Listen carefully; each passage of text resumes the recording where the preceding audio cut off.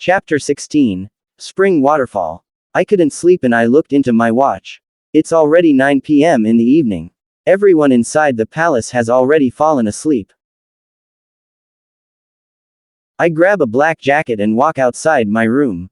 The hallway is quiet, there's no one walking around or a knight in the watch. I feel relief that I can be alone as I will explore this place on my own. Atheist is sleeping in my room. I told him my plan of sneakily out. If there's something that will happen, he can immediately sense it and find me. I don't have to worry since I know how to fight. The night outside the academy is a great scenery, but I decided to walk as I explore this place. Walking like 2 meters away from the kingdom, I saw a forest, but it does not look like a haunted forest, but it's having this magical vibes. There are fireflies flying around the forest to make it more beautiful. I kept walking until I saw a huge cave covered with leaves. Because of my curiosity, I hold it and open the leaves, blocking something within it. I saw a dark cave inside. I was about to walk back to the palace when I heard a loud sound like raindrops hitting the surface on a rocky shore. When I entered and followed the sound of the water, I saw the waterfall take up the left side, down a rocky cliff into the water below. The waterfall appears to be the primary source of light, as it glows magically. The castle is nestled within a forest, with tall, dark trees visible on either side. The castle is positioned in the middle to upper right amidst the trees but still clearly visible. I was stunned by the beauty by it. I sit down near the stone and took a deep breath. "What are you doing here?" a man said to me standing behind my back. He is wearing practical attire, a mix of sturdy leather and furs. His cloak, usually a deep sapphire hue, was often adorned with intricate carvings. "Who are you?" I asked without gazing into the person. "Cygnus. From West Kingdom. I guess you have met Owen, my second in command." He said. "Yes, I met him yesterday." I answered. "Can you come with me?" He uttered. "I will be with my team." I replied. "Says the captain." He said and smiled at me. "How did you find me here?" I asked Cygnus. "I saw you in the hallway, so I decided to follow you." He replied. "It's beautiful here, isn't it?" He added. "Yes, such a magical place I discovered." I answered. "Do you think Aurora knows this place?"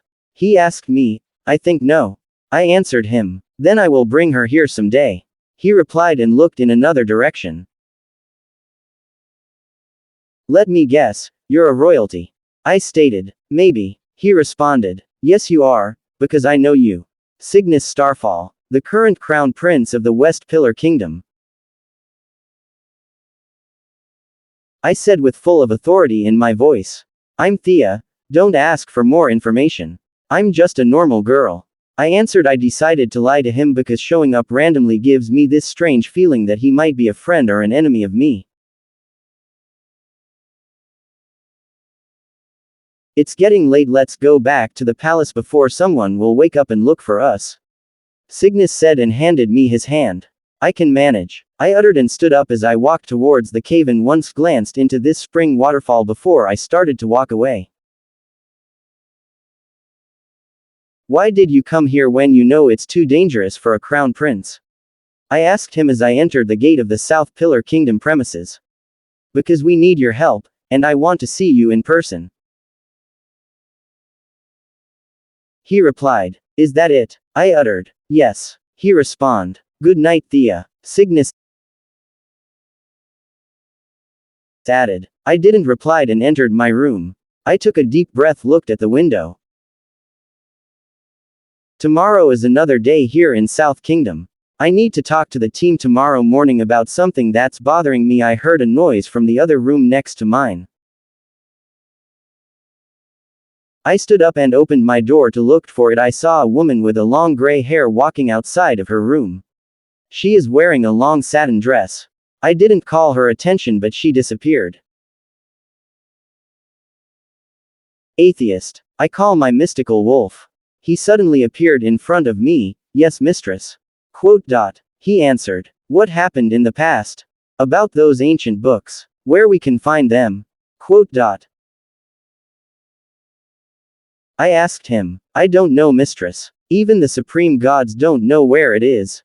He answered. Like it disappeared. Quote dot. I said. No, it hid itself. Quote dot. He replied. But why? Quote dot. I asked. I cannot answer your questions. Might try to ask Queen Lyra tomorrow. Quote dot. He suggested. Sure, I said, and jump into my bed and fall asleep. Dream. I punished you for betrayal. Quote dot. A woman shouted, and I only saw a golden light come out from her hands.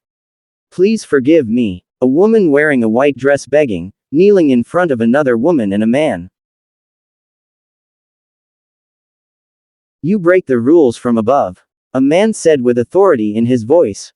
Me a chance. The woman kneeling keep on begging.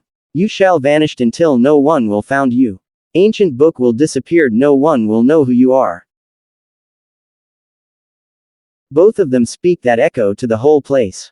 I looked around me trying my best to see the woman face the one who is kneeling, while the man and woman who is standing looking at her is having a blue face. Only the bright light blocked their faces to be seen, revealed itself. The man whispered into the air, and the woman crying is wearing a white satin dress, covered with blood. Her hands in covered with blood. Her black long curly hair touched the ground. I did what I have to do. She whispered and wiped her tears away. I saw the woman sitting slowly raise her head. She is now staring at me. Wait, I thought this is just a dream. Damn, why is she staring at me like she knows I'm here? Damn, I'm doomed. If this is just a dream, wake me up now. Chapter 17. The Gift. I walked towards the grand dining hall inside the palace when I saw Haley and Kayla come out from their rooms. I saw Haley wave her hands towards me while Kayla was busy reading a book. Good morning. Haley greeted me. I smiled at her and greeted her back. Kayla lifted up her head and smiled at me. We all went to the throne room. Good morning, Your Majesty. Kayla greeted the royalties. Good morning, guys. Aurora replied and waved her hands towards us. Thea, I want you to meet the king. Queen Lyra said. As I gazed at her, face looked so happy. Are you the one who helped me? King Cassian asked. Yes, Your Majesty. Sophie replied as she bowed her. Come here, give me a hug. The king uttered and waved his hand towards us. Father, I missed you, Princess Aurora said and ran. My little princess. Come here, darling, the king replied. King Cassian and Princess Aurora hugged each other. The queen is standing looking at them full of adore. I looked away and said, I would like to excuse myself for Your Majesty. I'll go to the restroom if I may.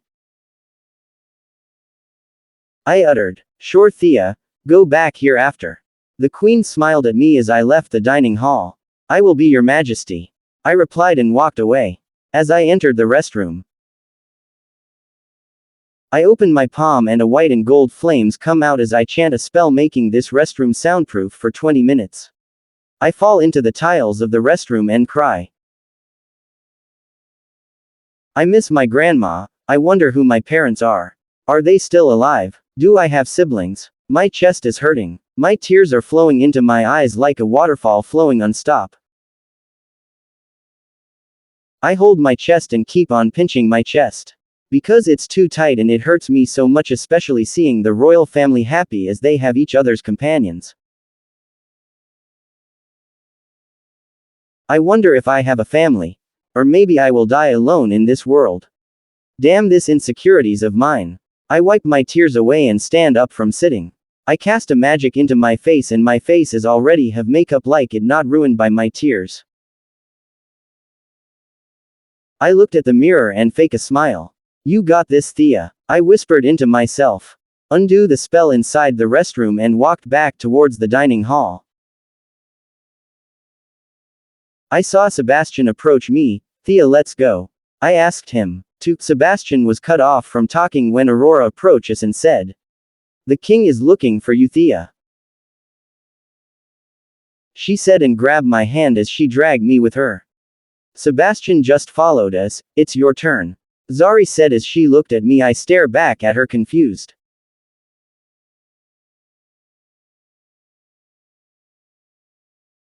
"Come, Thea," the king commanded. I stand up in front of him and bow my head. "You should not do that. You are higher ups than us," the king uttered. "I will give you this white long gown, as the king of South Kingdom by receiving that gift.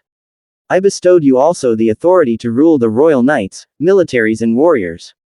My son Prince Orion will be your second in command. You have authority to rule to save this land in future wars and lead them." The king Cassian spoke. "I honor and accept this gift, your majesty," I replied. "Thank you for finding the cure. I hope you like the gifts that I give to all of you."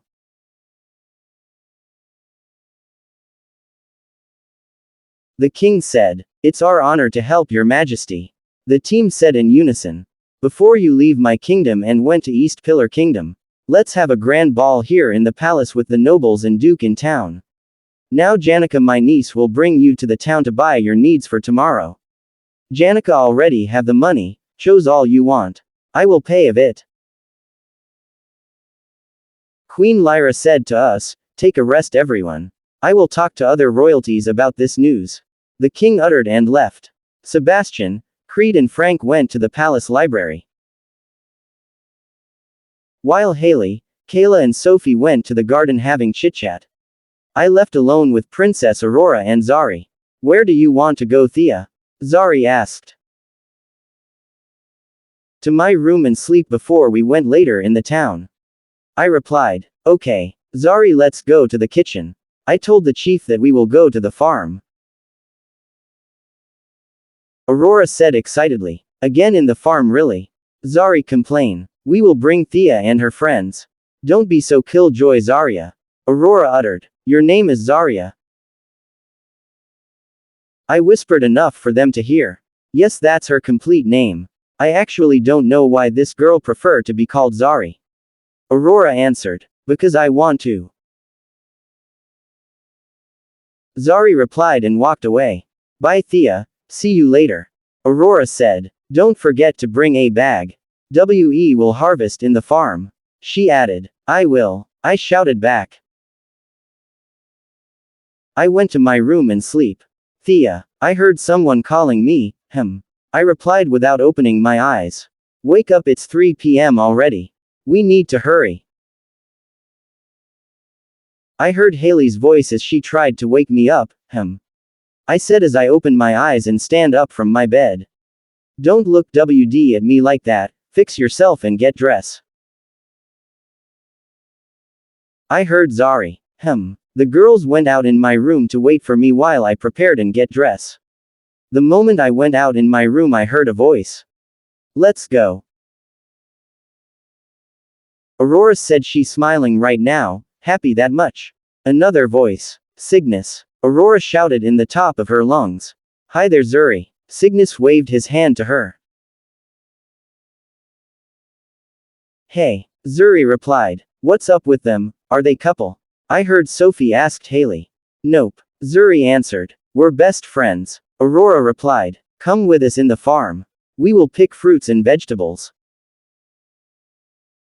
Aurora shouted happily. "I will come with you." "Now stop shouting, Aurora, if your mother will hear you. You're grounded and will stay at the palace," Cygnus said. "What's your favorite fruits?" Sophie asked everyone. "Mango," Haley answered. "Guava," Kayla uttered. "Apple," Creed replied. "Orange," Frank said. "I love grapes," Sebastian stated. "How about you, Thea?" Zuri asked. "I like blueberry," I answered. "Great. I love blueberry too," Aurora replied at me and get inside the carriage. At the farm, South Kingdom. "Do you think it's free?" Creed asked Cygnus. "Yes, the royalties are doing this every year. All of the people from the towns will go here and grab they can. It's like a tradition here in South," Zuri replied. Wow, that nice. I can attend next year. Sophie asked Aurora. Of course you guys can. I'll tell mother about it. She excitedly replied and give us a thumbs up. The royalty and the team of Thea are busy grabbing fruits in the farm with each basket holding in their hands. Mistress. I heard Atheist called my attention. You need to find the missing power that can contribute to the sword you possessed.